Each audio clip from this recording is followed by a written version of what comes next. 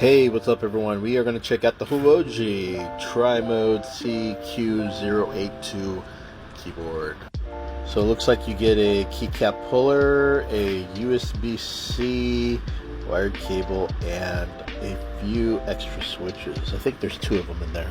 Okay, so this is the keyboard right here. Has prelude linear switches, gasket structure, also is tri-mode, and you get the little mini LCD right there.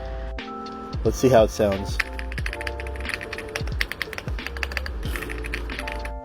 So I'm not too familiar with this company, but I know that it is hot swappable.